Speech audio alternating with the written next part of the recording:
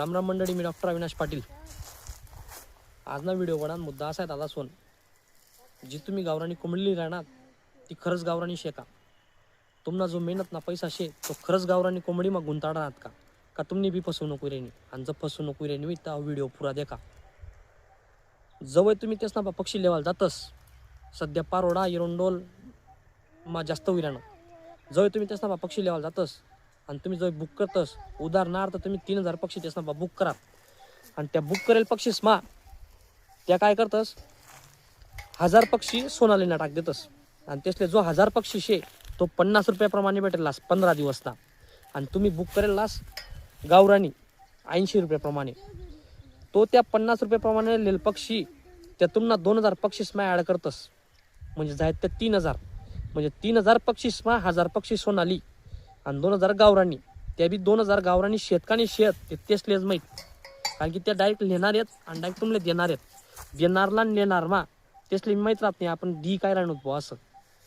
त्यामुळे त्या 1000 पक्षी ज्या तुम्हाला देल राहत त्यासनी त्या 1000 पक्षींनी किंमत फक्त 50 रुपये रास आणि त्या 1000 पक्षी मा त्या 30,000 रुपये कमाईलेतस।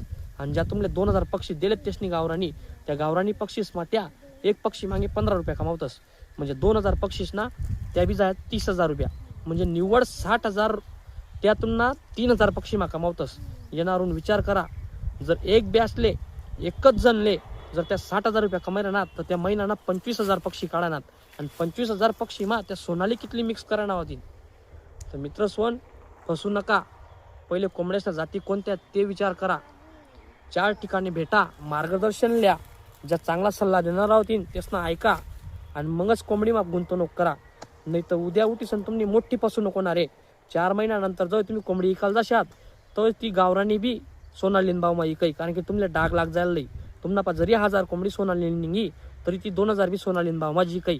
त्यामुळे हुशार व्हा आणि पैसा योग्य ठिकाणी गुंताळा, नाही तर पहिले 4 ठिकाणी भेटा। व्हिडिओ कसा वाटला कमेंट मा नक्की सांगा आणि आपला यूट्यूब चॅनलला सबस्क्राईब करा आणि आठवण नक्की ठेवजा। राम राम, जय खानदेश।